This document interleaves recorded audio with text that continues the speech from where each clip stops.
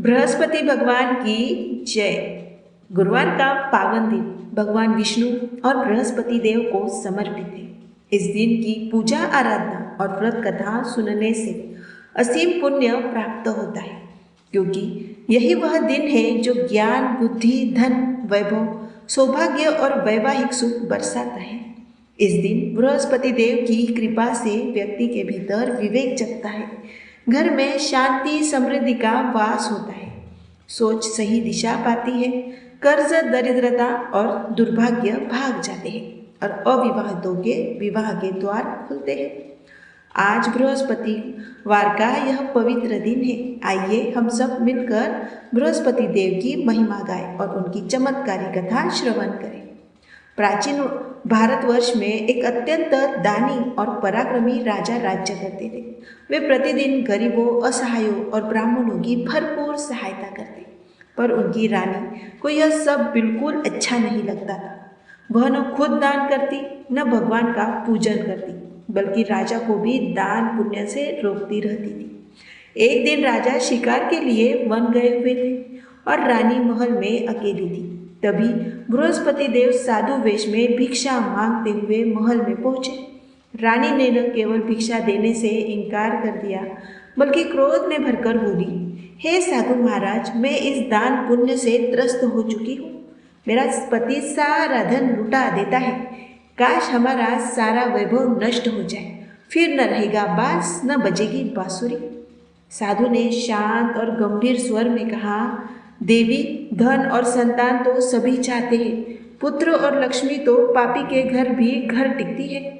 यदि तुम्हारे पास अधिक धन है तो भूखों को अन्न दो, प्यासों को प्याऊ बनवाओ, मुसाफिरों के लिए धर्मशाला खुलवाओ, गरीब कन्याओं के विवाह करवाओ। ऐसे पुण्य कर्मों से तुम्हारा यश इस लोक और परलोक दोनों में अमर हो जाएगा।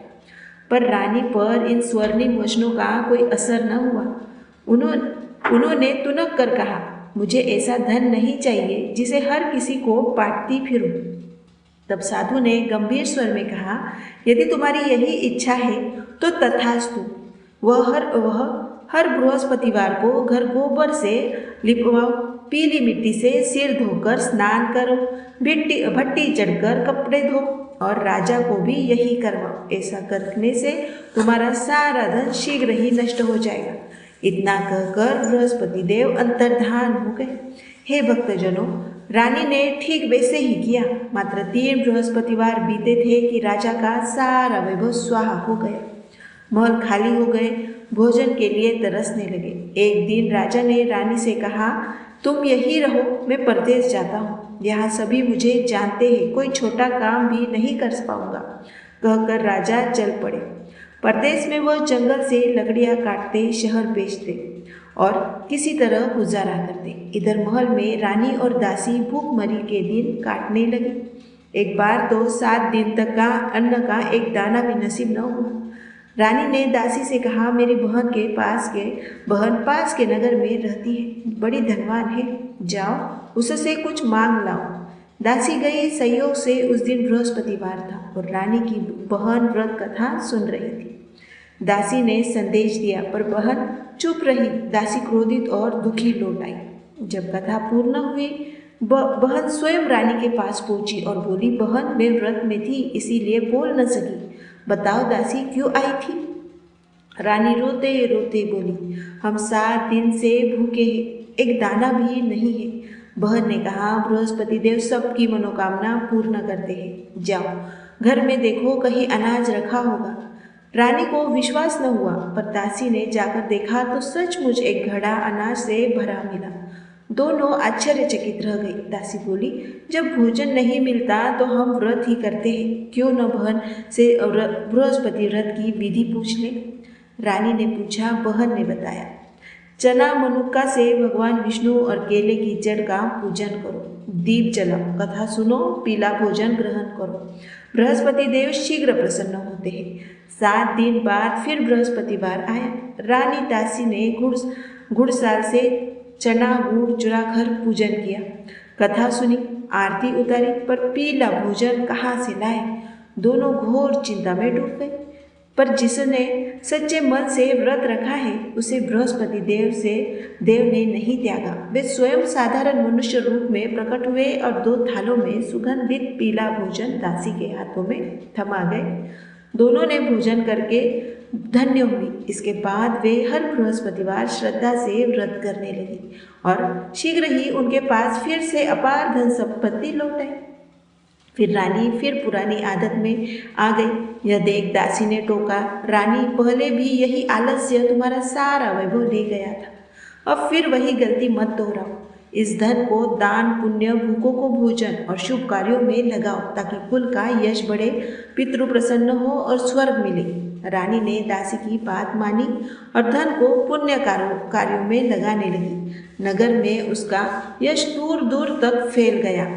एक दिन रानी और दासी सोचने लगी, राजा कहाँ होंगे, किस दशा में होंगे। दोनों ने बृहस्पति देव से प्रार्थना की, हे प्रभु, राजा को शीघ्र ही लौटा दीजिए। उधर परदेश में राजा लकड़ियां बेचकर दुखी जीवन काट रहे थे। एक दिन अत्यधिक व्याकुल होकर रोने लगी। तभी बृहस्पति देव फिर साधु वेश में प्रकट हुए और बोले, हे लकड़हारे, इस सुनसान जंगल में इतनी दुखी क्यों हो। राजा ने रोते हुए सारी व्यथा सुना दी। साधु मुस्कुराए और बोले, तुम्हारी रानी ने मेरा अपमान किया था, इसलिए यह दशा हुई। अब वे व्रत करने लगी है। तुम्हारी भी हर बृहस्पतिवार को चना गुड़ और से केले की जड़ और विष्णु भगवान का पूजन करो, कथा सुनो, तुम्हारे सारे कष्ट दूर हो जाएंगे और पहले से अधिक वैभव मिलेगा। राजा बोले, महाराज, मुझे तो भोजन के बाद कुछ बचता ही नहीं, पूजा का सामान कहाँ से लाऊं, कथा भी नहीं जानता। साधु बोले, संकल्प करो, प्रभु स्वयं राह बनाएंगे। अगले बृहस्पतिवार से तुम्हें लकड़ी का 2 गुना दाम मिलेगा और यह कथा सुनो। इतना कहकर बृहस्पति देव ने राजा को दूसरी चमत्कारी कथा सुनाई। निर्धन ब्राह्मण, उसकी श्रद्धालु कन्या, सोने के जो, सोने का सूप, राजकुमार से विवाह और अंत में माँ का भी सुधर जाना। कथा पूरी कर ब्रह्मदेव अंतर्धान हो गए। अगला बृहस्पतिवार आया। राजा को लकड़ी का 2 गुना दाम मिला। उन्होंने पूजा का सामान लिया, व्रत किया, उनके सारे दुख दूर होने लगे। अगले बृहस्पतिवार को राजा व्रत करना भूल गए। बृहस्पतिवार रुष्ट हो गए। उसी दिन नगर के राजा ने विशाल यज्ञ रखा और सारे नगर में ढिंढोरा पिटवाया।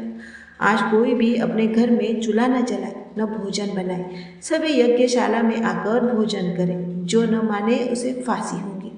राजा की आज्ञा से पूरा नगर यज्ञशाला में भोजन करने पहुंचा, पर लकड़हारा थोड़ा विलंब से पहुंचा। राजा ने उसे अपने महल ले जाकर स्वयं भोजन कराया। तभी रानी की नज़र उस खूंटी पर गई जहाँ उसका बहुमूल्य हार लटका रहा था, पर अब वहाँ कुछ नहीं था। रानी ने तुरंत निश्चय कर लिया कि यह लकड़हारा ही चोर है। सिपाहियों को बुलाया और उसे कारागार में ठूस दिया गया। कारागार की अंधेरी कोठरी में पड़ा लकड़हारा रोते रोते सोचने लगा, किस जन्म के पाप की यह सजा मिल रही है। उसने उस साधु महाराज को याद किया जो जंगल में मिले थे। उसी क्षण बृहस्पति देव साधु रूप में प्रकट हुए और गंभीर स्वर में बोले, अरे मूर्ख, पिछले बृहस्पतिवार तूने मेरी कथा नहीं सुनी, इसलिए यह कष्ट भोगना पड़ रहा है। अब चिंता छोड़, अगले गुरुवार को जेल के दरवाजे पर 4 पैसे पड़े मिलेंगे। उससे मेरी पूजा करना, तेरे सारे दुख तुरंत दूर हो जाएंगे। और सचमुच अगले बृहस्पतिवार को 4 पैसे मिले। लकड़हारे ने जेल में ही चने की दाल गुड़ से पूजन किया और कथा कही। उसी रात बृहस्पति देव उस नगर के राजा को स्वप्न में दर्शन दिए। हे राजन, जिसे तुमने चोर समझकर जेल में डाला है, वह एक महान राजा है और निर्दोष है। रानी का हार उसी खूंटी पर लटका है, उसे तुरंत मुक्त करो, वरना मैं तुम्हारा सारा राज्य नष्ट कर दूंगा। सुबह राजा ने उठते ही खूंटी पर हार देखा। लज्जित होकर उसने लकड़हारे को बुलवाया, क्षमा मांगी, बहुमूल्य वस्त्र आभूषण भेंट किए और सम्मान पूर्वक विदा किया। बृहस्पति देव की आज्ञा से राजा अपने नगर की ओर चल पड़े। नगर के निकट पहुंचते ही राजा की आंखें फटी की फटी रह गई। पहले से कई अधिक सुंदर बाग, तालाब, कुएं, धर्मशालाएं और भव्य मंदिर बन चुके थे। लोगों ने पूछा, ये सब किसके हैं? लोग बोले, महाराज, ये सब आपकी रानी और दासू ने बृहस्पति देव के व्रत के पुण्य से बनवाए हैं। राजा को भी आश्चर्य हुआ और क्रोध भी। वे महल पहुंचे तो रानी ने दासी से कहा, राजा हमें कंगाल छोड़ कर गए थे, अब हमारी समृद्धि देखकर लौट न जाए, इसलिए तू दरवाजे पर खड़ी रहना। दासी ने राजा को भीतर ले जाया। राजा ने कठोर स्वर में पूछा, यह अपार धन तुम्हें कहाँ से मिला? रानी ने विनम्रता से कहा, स्वामी यह सब बृहस्पति देव के व्रत और कथा का चमत्कार है। राजा ने निश्चय किया, सभी 7 दिन बात करते हैं, मैं तो प्रतिदिन 3 बार कथा सुनूंगा और रोज व्रत करूंगा। तब किसे राजा के दुपट्टे में हमेशा चने की दाल बंधी रहती और 3 दिन में 3 बार कथा होती। एक दिन राजा सोचे, चलो बहन के यहाँ हो आए। घोड़े पर सवार होकर निकल पड़े। रास्ते में एक शव यात्रा मिली। राजा ने लोगों को रोका और बोले भाइयों, मेरे बृहस्पतिवार की कथा सुन लो। वे बोले, हमारा आदमी मर गया है और आपको कथा याद आ रही है। फिर भी कुछ लोग रुक गए। राजा ने कथा शुरू की। जैसे ही कथा आधी हुई, मुर्दा हिलने लगा और कथा पूरी होते ही राम राम पुकारता हुआ जीवित खड़ा हो गया। आगे एक किसान खेत जोत रहा था। राजा बोले, भैया कथा सुन लो। किसान हंसा, जबकि तेरी कथा सुनेगा तब तक मेरे 4 हरिया जोत लूंगा। राजा चले गए। तुरंत बैल गिर पड़े। किसान के पेट में असहनीय दर्द होने लगा। उसकी बूढ़ी माँ रोटी लेकर आई।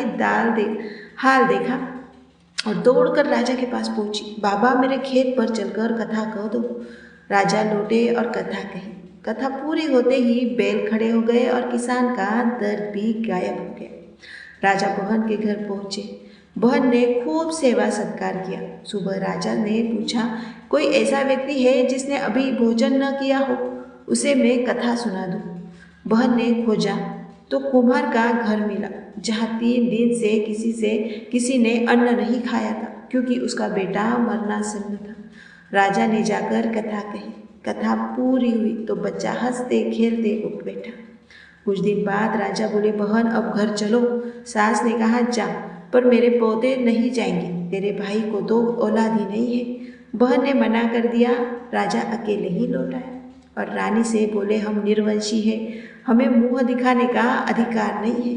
रानी मुस्कुराई, स्वामी, जिस बृहस्पति देव ने हमें खाली खजाना दिया वही हमें गोद भी भरेंगे। उसी रात बृहस्पति देव स्वप्न में आए और बोले, राजन चिंता त्यागो, तुम्हारी रानी गर्भवती है। 9 महीने बाद रानी ने अत्यंत सुंदर पुत्र को जन्म दिया। जब बहन को खबर मिली तो वह बधाई देने आ पहुंची।